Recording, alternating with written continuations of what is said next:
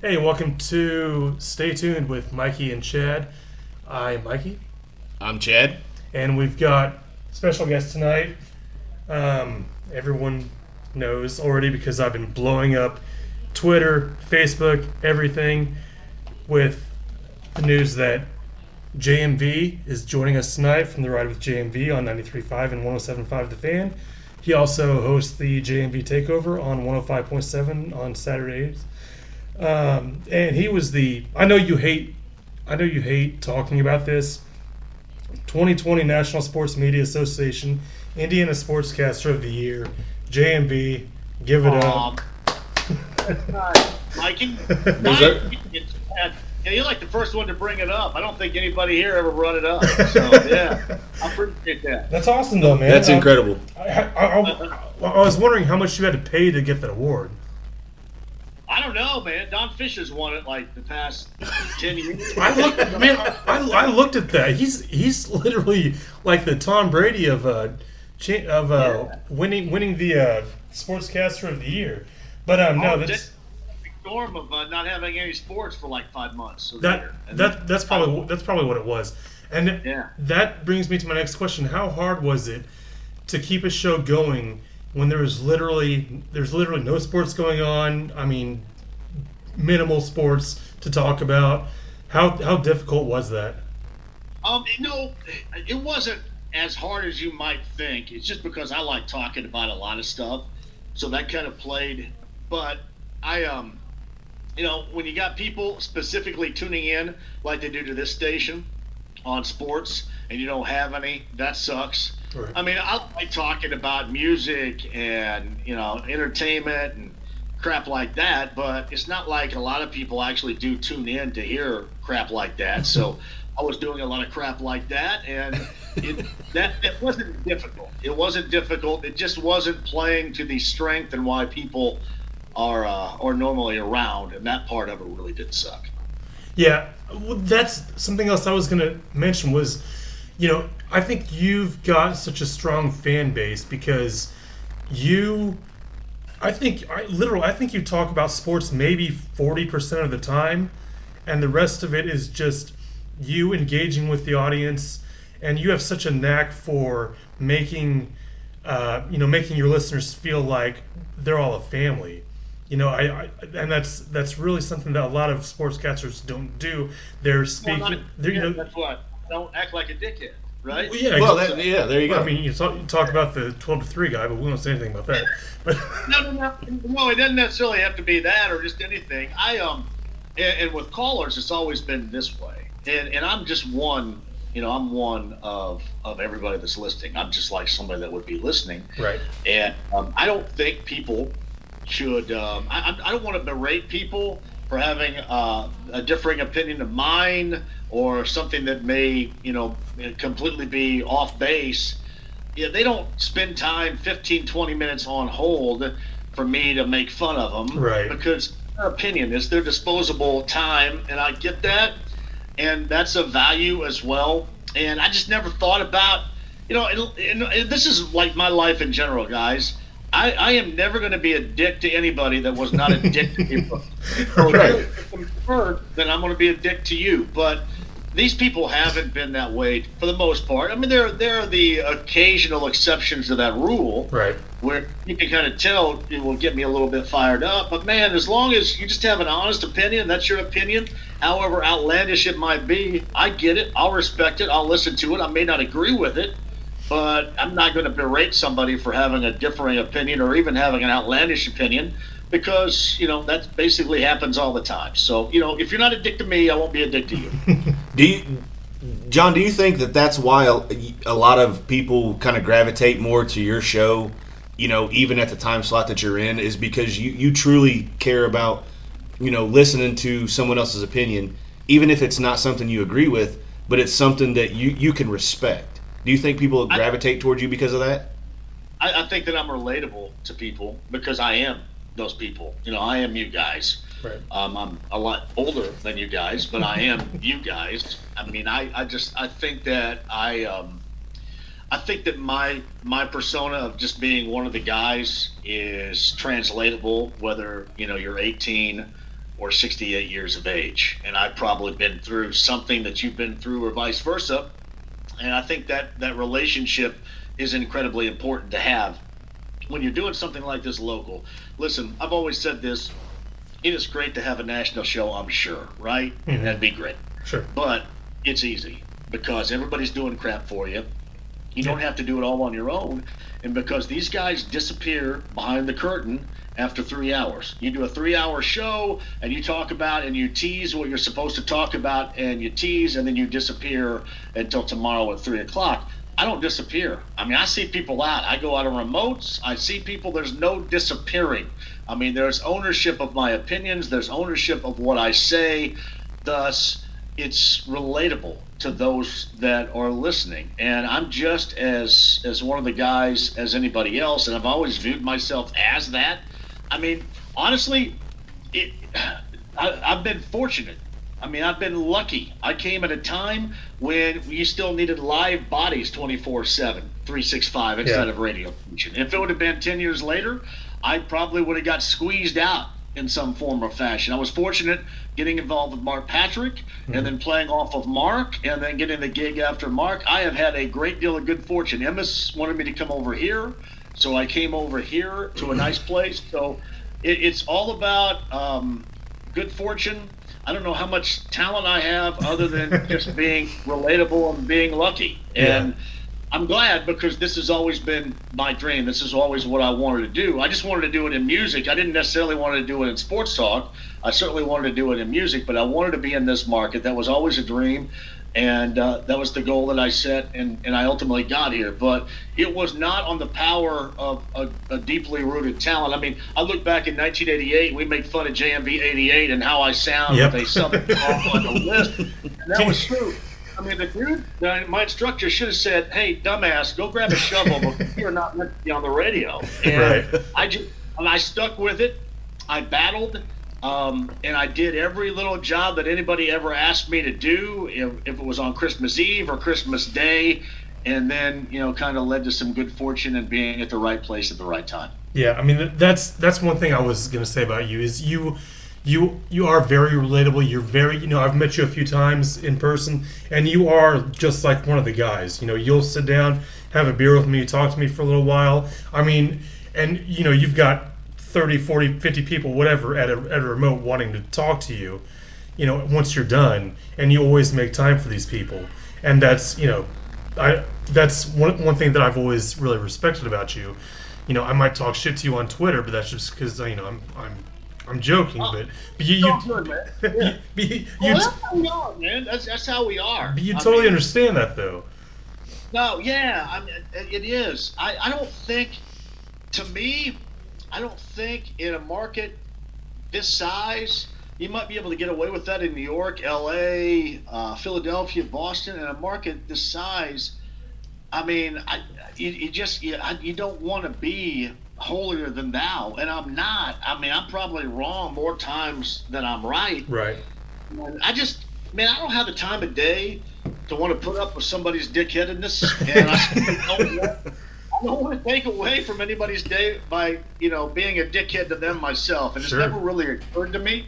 It's never been a part of my persona. And that's part of growing up. Where I grew up, we had no cliques.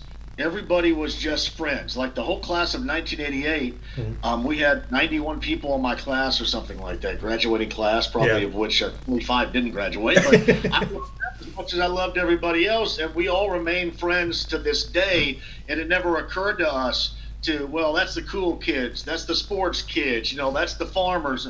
We were all just kind of the same, and we never looked at each other differently. I never looked at anybody else differently, and that has been a really good, I think, a really good part of my persona that has translated certainly to doing radio, because that's how I view everybody out there. Yeah, absolutely. John, I'm gonna ask a question, kind of from way back. When did you come into it going, I want to be in broadcasting, whether it be music or sports? What made you decide to chase that? It's funny. I got, I want to say 1982. I was a big fan of KTEL. KTEL back in the day put out compilation albums and cassette tapes. Oh, yeah. The year or 6 month time of music. And I got a K-Tel, you look this up, I got a K-Tel album called Blast Off and a K-Tel double album called The Hit List. And I heard You Dropped a Bomb on Me by the Gap Band, and I always wanted to talk that son of a gun up, man. So I wanted to do music, and I used to get 2 boom boxes back in the day, or before that, a tape recorder and a boom box, and go from different cassettes like a radio station would. And that, I think, in turn, doing that and then listening to radio stations, and it always kind of juiced me up to hear guys talk up songs and hit the post on songs and be excited about playing you a song. That's what I always wanted to do. And the problem that I had was I had very little talent. And certainly my high school, as much as I love it, the only entertainment / radio, television, communication field course we had was journalism. And I sure as hell didn't want to write or read. I took it anyway, but I think it was the love of music. Like, radio to me, especially in the 80s, was fantastic. Yeah. And it was always something. I grew up in southwestern Indiana in Greene County in a town called Owensburg, and we got 4 channels with an antenna that was on a pole outside of our house, and you had to crank it to get it to point to Indy to get Channel 4, to Terre Haute to get to NBC and a CBS affiliate. It was a chore to watch that, and it was also a chore to try to get different radio stations in. And whenever I heard, like, it was before it was ZPL 99.5 was Kiss FM, and to hear that after seeing the commercials on Channel 4, it was always like, man, that's bigger than life, and I really want to do that. And that kind of, I think that kind of catapulted me into to wanting to do radio. And then you add the fact that I'm absolutely useless on all other levels. I mean, I can't do a damn thing, fellas. I mean, I am dumb. It's bad. It's like music. I love taking requests, but deep down inside, I think the best requests are the ones that I make. You know what I mean? Like, the ones I'd be better off picking my own music than picking yours. My Sunday shows turned into, the caller program in the radio station. But I think it was radio and just being a lover of music.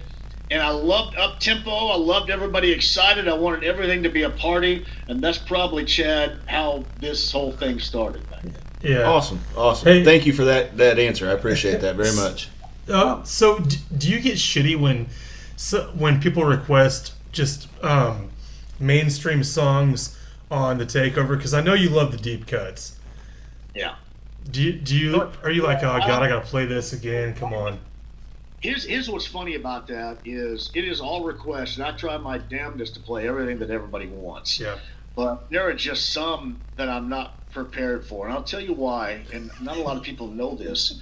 When I am in there, the Be's catalog music library is not very deep. Really? So, yeah, I mean, not very deep at all. I bet you not 90, probably 70% of what I play is dangerously played off of my iPad and Spotify. Really? And they don't edit anything on there. Like when I go to the 90s, it scares the crap out of me, the 90s does, because everybody's F-bombing, and I try to anticipate what I think when we do a 90s show, what people will want to hear, so I can go ahead and play the edited versions, but it scares me to death thinking, all right, and like DJ Skids does a great NWA Straight Outta Compton. Yeah. And I know nobody's ever played that in this market before. I played it, and even though I know that he has got the completely clean version, it scares me to death that something will leak through, because this is really all me.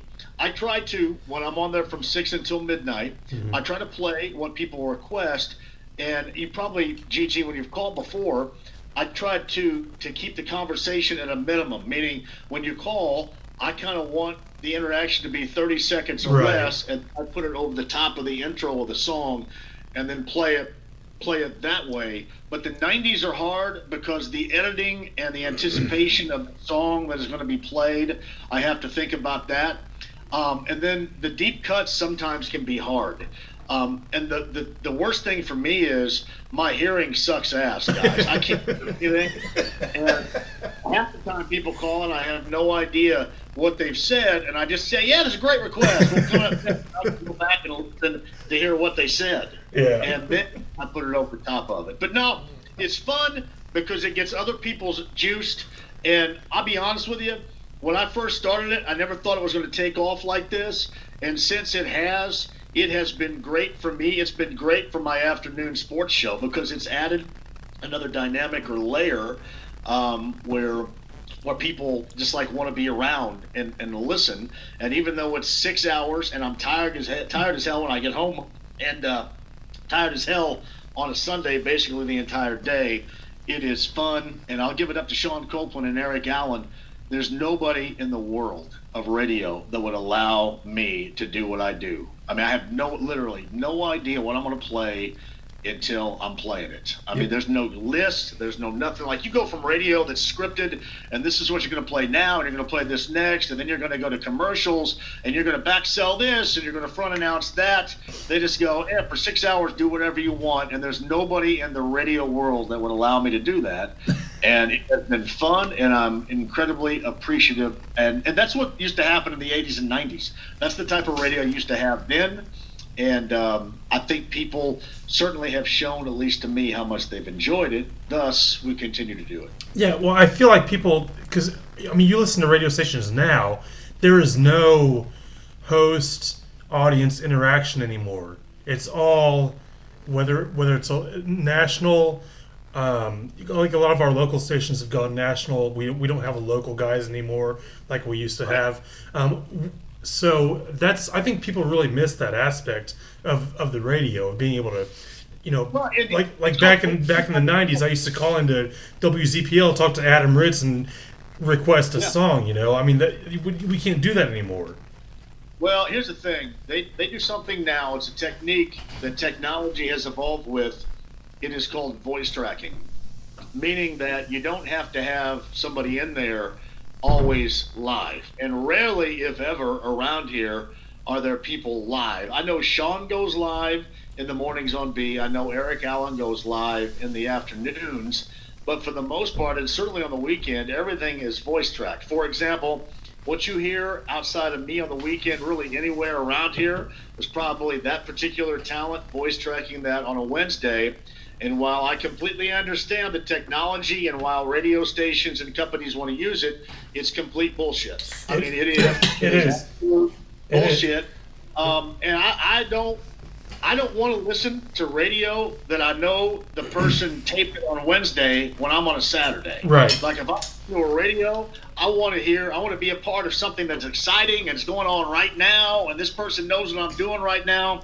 I don't want to think about somebody taping that on a Wednesday. And I know that there's no way in the world we're ever going to go back. And in fact, it's probably going to get worse. But again, I can't stand that. And if I had to do that, I wouldn't do it. If my show wasn't live, I wouldn't do it. Now, I say that, and then one of these days I may have to tape something, but I won't. I don't want to do it. I want to be live. Yeah. I want to get the juice from those that are calling in at that moment. I don't want to fake it. And that, to me, is probably the most interesting part of what I do. But you're right. It is technology.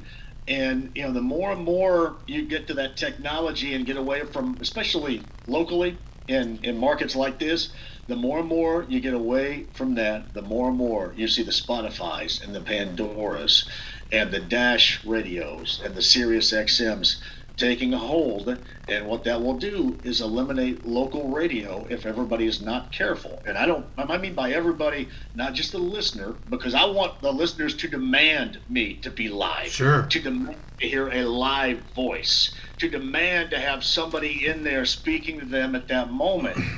And the more and more we go down the path of technology, I think the further away we're going to get from having very many, if at all, live voices, especially in local radio.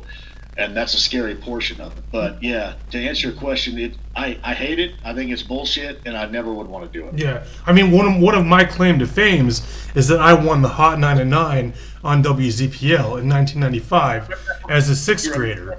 So yes, Remember that? You remember that moment forever? I get that every Saturday. Yes. I get that call into the radio show. It's just like, hey, this is my moment, and people are going to hear what I say. Yes. Even though it might be my show, it might be 5 people, but some people are going to hear what you're going to say, and that's meaningful. Think about how meaningful it was to win the Hot 9 at 9. Yes. Back in the, I mean that. I was the king of 5th grade for at least a week.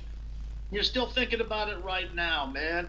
And I wish we had local radio folks that took more into account that aspect of it. And I know things can be expensive, and I never want to be an owner because those are big decisions. Right. But man, I don't want to ever lose local radio because that part of it, it spans decades. It's not just my era, your era that enjoyed it. It would be this era as well. And I just don't want to take that aspect away because Gigi, man, the one time it goes, it's never coming back. Exactly. It's just not. Yep. To me, that goes back to what you were saying a minute ago about, you being a guy's guy, you being somebody that can relate to your fans and to your listeners. You saying that you want to be live and you want to be able to interact with those people, speaks volumes about your character and who you are as a person. And I think any listener that you have or any fan that you have can appreciate that. Hey, Chad, you think about it this way, too. I mean, you think about national shows, and that is great. But, man, they don't give a crap about you guys around here. No, there's no personal touch there, yeah. They don't care. They'd rather talk about something easy. The Yankees, the Lakers, the Jets, the Giants, the Celtics, the Red Sox. They don't give a crap. Easy with the Red Sox, John. He's a Sox fan. People around here, I mean, if you want to hear Colts conversation or if you want to hear everybody hear about the Pacers, it is going to be right here. And we have to always remember that. Exactly. Because when you lose sight of it, people go away. And again, it's hard to get them back. There are 2 things I always think about in radio. It is 2 things to success. And I mean, who knows? When you're successful, when you're having a good run, you look at it as success, and you look at that as what equates to success. When you're not having a great run, maybe I'm full of crap or whatever. But I always view it this way. Content. You come out with great content, or at least what you believe is great content, and then that kind of shapes and forms your audience's thought and what they're interested in on that day. For example, first 20, 25 minutes of my show, I go in with kind of a monologue type of deal, and I try to hit 5, 6, 7 different things. And as I equated today, we're taping this on a Monday, I equated it to going to Ponderosa, right? You've got that buffet before you get the main course, and you go around and pick and choose what you want on that buffet. And I kind of give you a topic buffet, and we may not come back to, whatever you like Ponderosa. You may not go back to the roll and cheese sauce or anything like that, or you may only do the salad once, but you're going to get the choice of what you want to and what you're interested in talking about at that moment. Inevitably, it's always Colts, it's always NFL, it's always Pacers, it's always local stuff. But content and accessibility, and having the accessibility, making it easy for the listener to be able to hear your content. Yeah. Because as you've noticed with the whole signal situation here, I understand why you're going to go in the future into technology, and I certainly understand why our ownership decided to sell land at that much money. I would do the same damn thing. The problem is there are going to be a lot of people that view the 1070 AM signal, even though AM is outdated, they're going to view it as something that's easy. All right, to get all those shows and to get the fans' content, all I had to do is press a button. And it's tough to talk them into downloading this and subscribing to that and liking this and using data for that and hoping that you have 4 or 5G wherever these people that were listening with that AM signal are. I mean, you kind of got to get them used to that, and you take that away and it's new and they don't like it. Right. So accessibility and content are at the top of the list that to me are the most important to make sure that you have an audience, and certainly a core audience that comes back day after day after day. Because the one thing that also, guys, exists in local radio is monotony. Mm-hmm. I mean, you can get tired of talking about Jacob Eason and Carson Wentz's injury and Quentin Nelson's foot and the Pacers hoping Chris Duarte, he's the 13th pick, is going to play well in a summer league game, or Right. the IndyCar race this weekend. I mean, that can become monotonous, and you got to find a way to freshen it up all the time. But you start right there. Content and accessibility for local radio is number one to Yep. me in having a successful radio show. Yeah, I know you and I talked about it on Friday, but tell the listeners once and for all what the hell they need to do to listen to JMV between 3 and 6, because I know you've said it a million times on Twitter, re-download the app, all that shit. Tell them what they need to do. All right, well, first things first, when you go to the FMs, 93.5 and 107.5 are the two FMs. Right. And obviously people will complain about their signal strength, but when you can get them, they're clear and it's nice. All right, the AM is now gone. It's been decommissioned, which essentially means it's shut off. And I've gone through that kicking and screaming. I completely understand and don't begrudge ownership for, getting that lump out of what they did property-wise with the signal used to be. I certainly get that, but now it's made it a little bit of a challenge, especially for those that aren't technology inclined to get the station. And here was the faux pas that happened, I guess, with us last week. The app, when we had promoted it and talked about it and said, this is where you go to get crystal clear, the fan, as opposed to static that comes with AM, it wasn't ready. Yeah. So people tried to fire it up. They got no connection. And then those that tried to fire it up by virtue of no longer having the AM signal got doubly pissed. Yeah. And then started firing off mad. But here's what you can do if you haven't done it yet. If you had the old app and you were streaming through the old app, just go ahead and shit can that right now. Yep. I mean, just bounce it and then go download the new app, meaning 93.5 and 107.5, that app, and it should come through loud and clear. Hey, believe me, kicking and screaming for me because I am not technology inclined. I have just been a fan of having as many options when it comes to hearing my show as possible. Sure. And it's tough for me. It's just tough for me to grasp taking an option away, even though I understand it and I'm not mad and I'm certainly a team player on this. I never want to have an option or a way of listening taken away. And that's kind of why I've taken this begrudgingly, but understandably. But the app will work if you are so inclined. And fellas, that is where we're going in the future. It's with the app and with technology and with streaming. So that is definitely the future, and that's what you can do right now. Great. Hey, one last thing before you go, because I know we're on a time crunch. You were talking about scooters with jQuery today. I've got Kim in the room now. Kim, tell him your scooter story from downtown Indy. Why did you do this? Hi, JB. Hi, Kim. Well, as we all know, I'm very classy. And Michael and I were downtown, I think, leaving an Indians game, potentially. And so I'm like, great idea, let's get on a scooter. And I lost a flip-flop in the middle of an intersection and almost died. So, not a great idea. Car? What was that?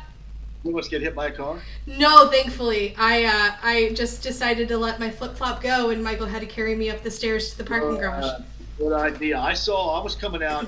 It's always interesting coming out of B1057 at 1 o'clock in the morning on a Saturday night. Oh, I totally dodging all the drunk scooters. Yeah, that's nice. Last weekend before last, in front of the State House on Capitol, right across from where the Red Line stand is, some dude had plowed his face into the cement Oh, Jesus. of the State House, and I mean, his face was just broken. Oh, and my there God. was a lying scooter sprawled out right next to him. I see somebody damaged like hell on a scooter. Somebody take a fall, a spill, wreck, almost get hit by a car. When you come out of the downtown parking garages, it's inevitable you're going to pump one of those. Oh, hell dudes. yeah. You just will. And I've seen it. I don't know how in the world they don't get sued. I mean, they must have an ironclad contract that you have to sign before you get it. Yeah, absolutely. Hey, if you need to, listen, I can continue if you want to get 30 out of this. It's okay. Dude, you're fine. We're right at 30. So, I mean, you. We're at 30 right now? Yeah, we're at 30, man. That's how great this show is. We're at 30 minutes, and you don't even realize it. No, okay. But I mean, if you want to keep going, we can. But if not, you're No, it's really up to you. I'm sitting here. I had to get something, and Kyle had to grab it for me, so I'm just sitting. You're fine. Chad, you got anything for him? No. Why don't you? Hey, John, why don't you tell us where you're going to be on Friday? I'm sure you've said it over your show a million times, but where are you going to be Friday for anybody that may be hearing it on here first? The District Tap downtown on Friday. I think we're giving away race tickets because as you listen right now, this is a race weekend. They have the IndyCar Xfinity Series and NASCAR running on the Indy Road Course this weekend, and we're going to give away tickets to that at the District Tap downtown, I believe, is where we are coming up on Friday. I'm at IMS on Thursday, but I don't think listeners can come out. I'm going to be in a suite. Oh, look at you. Mm-hmm. Yeah, well, I mean, I don't even think anything's going on, but I think I might have some, like Al Unser Jr. and others are going to drop by. That's awesome. And talk a little bit, and yeah, we'll talk with them a little bit, but that's what I'm doing on Thursday and Friday, and then the JMV Takeover Saturday is, what is it? They do Hoosier Hitmakers Weekend, which is essentially John Mellencamp. Yeah, Mellencamp, Henry Lee Summer, Mick Mars, and Motley Crue. I think from the 90s that Kyle Cook from Frankfort, Indiana, was with Fox 20. So he's in there. Michael Jackson, Janet Jackson, the Jackson 5. All right. Denise Williams, I think. Let's hear it for the boy. I think she's from Gary too. Famous from Footloose, right? Yeah, Footloose. You remember what they called Days of the New? Yes. I think his name was Travis Meek. He was from Charlestown, Indiana. I didn't know that. Remember, right? Travis Meek, Days of the New. I remember. I know them. I don't know Charlestown, Indiana, though. And then Shannon Hoon, the late Shannon Hoon of Blind Melon, No Rain. Yeah, No Rain. Yep. You got Izzy Stradlin, and you got Axl Rose from Lafayette. Yeah, So I went by. I used to live in Lafayette. I went by his childhood house. Nothing to see, but I mean, kind of cool. I guess kind of cool to go by. But his name was Bill Berry. Axl was named Bill Berry. Yep. And his real name is, and Bill Bailey. I'm sorry, not Bill Berry. Bill Bailey. Yep.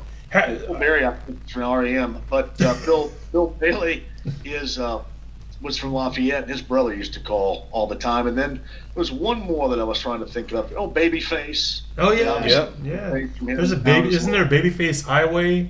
Yeah. Yep.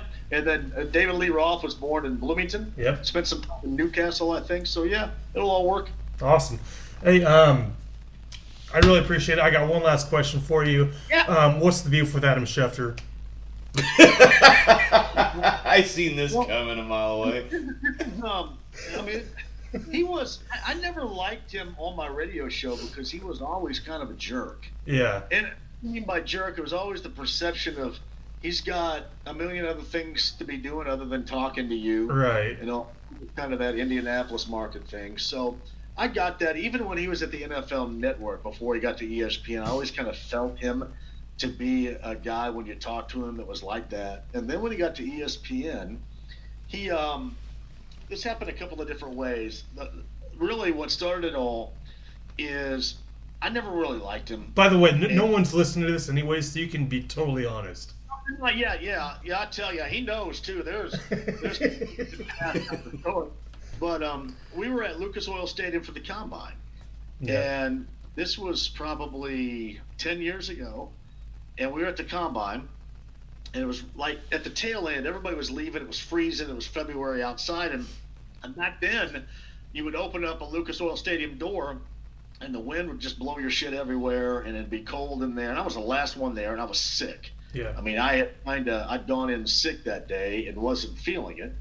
So I go to use the bathroom before, like, one of the – and this is when Danny Granger got traded, if you remember. I think it was Danny – oh, it was either that. I take that back. If you remember when the Pacers tried to trade with Memphis, for Josh McRoberts. Josh McRoberts, yeah. They made the trade, but it was late, too Yep. late, and Yep. the trade didn't happen. Thank God. I think it was a particular day. Anyway, I go to the bathroom, and one of our producers that was down there said, "Hey, you want me to get Adam Schefter? He's walking around over there." And I go, "Man, nah, I never really liked the dude."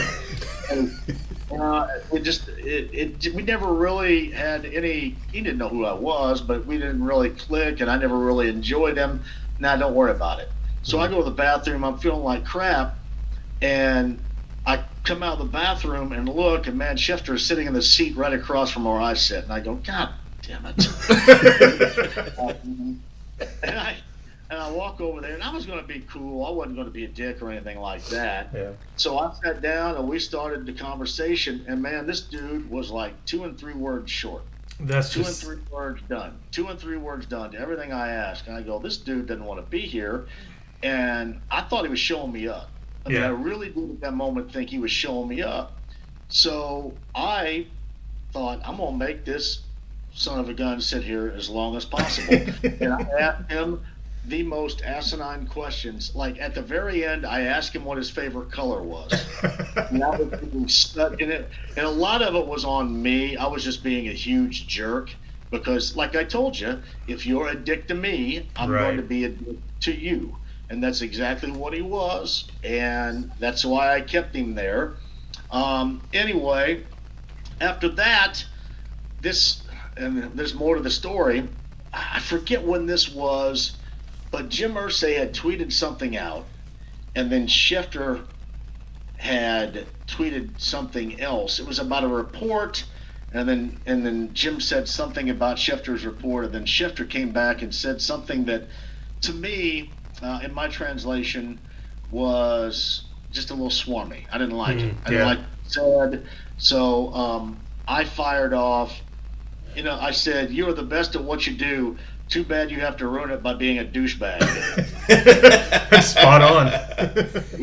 He got pissed off. He got pissed off and told his bosses at ESPN. In turn, they called my bosses and put my ass in a sling. Oh, Jesus. So, I mean, I shouldn't say a sling, but they said, "Hey, what's this about?" And I said, "Well, this guy was being a dick, and he's been a dick to me before." Anyway, this was before the Super Bowl happened. So when the Super Bowl happened here, I'm on Radio Row with Matt Taylor, who's now the voice of the Colts. Right. He was my producer, and he was trying to get guests. And he would go up to the ESPN people, and they said, "We're not allowed to go on with JMV here in Indy because of the chapter stuff." So they blackballed me for an entire year, including the Super Bowl Radio Row, from Nice. having an ESPN-related guests on. And we had 2 producers or promo people that were at Pan Am Plaza, where ESPN called home base, Yeah. during the Super Bowl days. And they were in a lunch line, a catered lunch line, and I think they were behind, I can't remember if it was Russo or whomever, it was somebody from ESPN, and they were talking, their personalities, and said, "Yeah, I went on Radio Row, and I had to turn down the local show JMV because of the whole Schefter thing."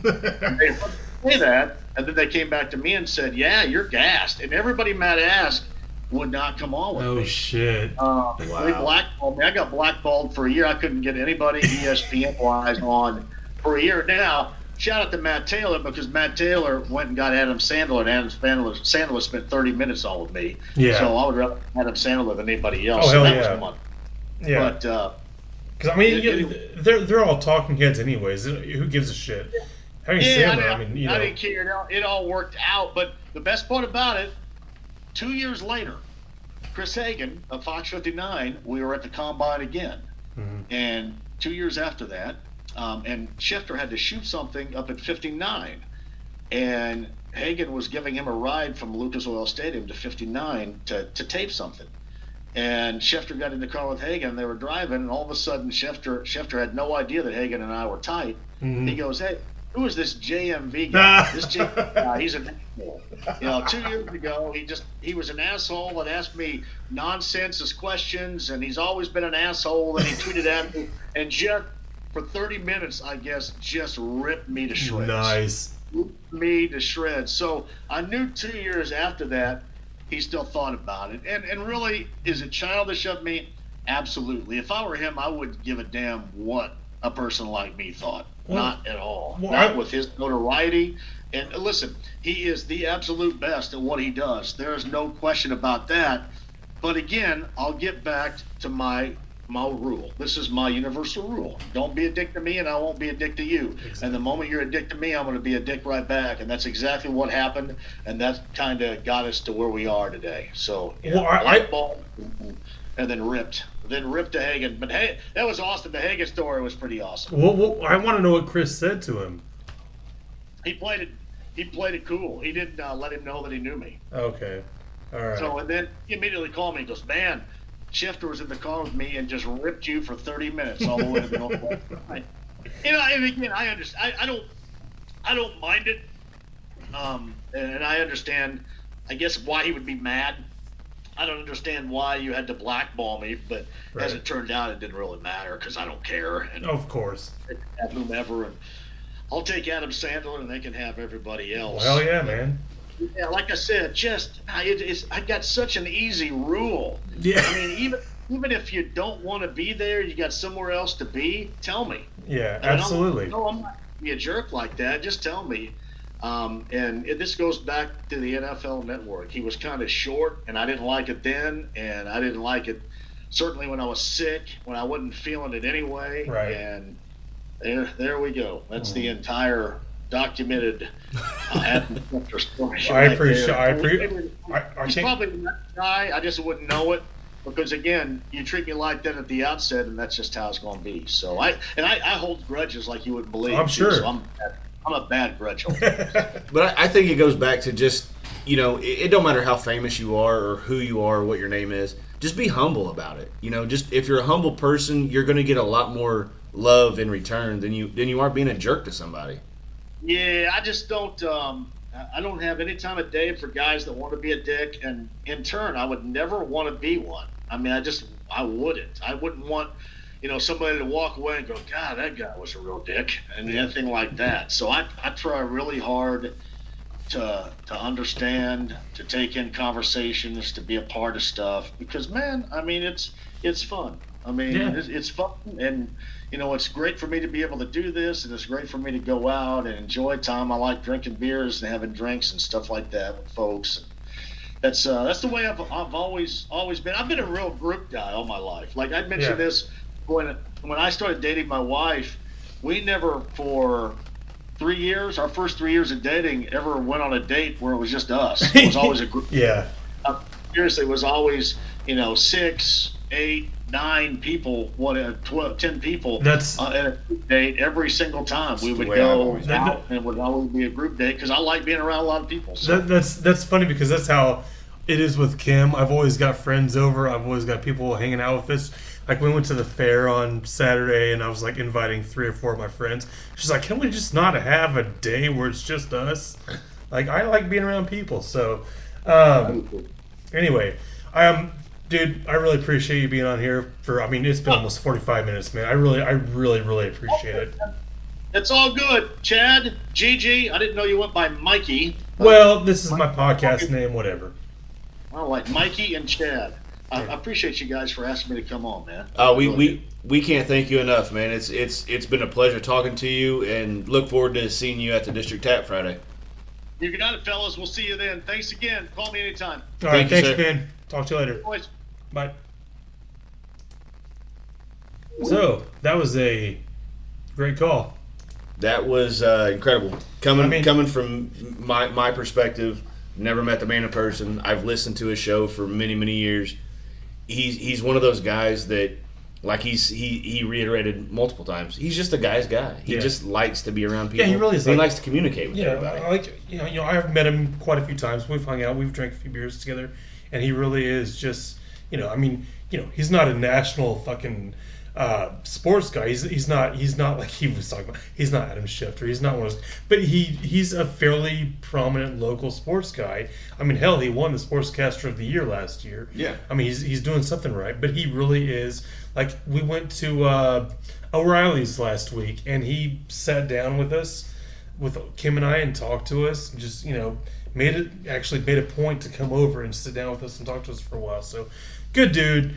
Has some great insights. We really talked no sports with him, which is hilarious. Which is awesome. But yeah, so I thought it was a great show, man. Absolutely. Thanks, everybody. I hope you enjoyed it. Stay tuned.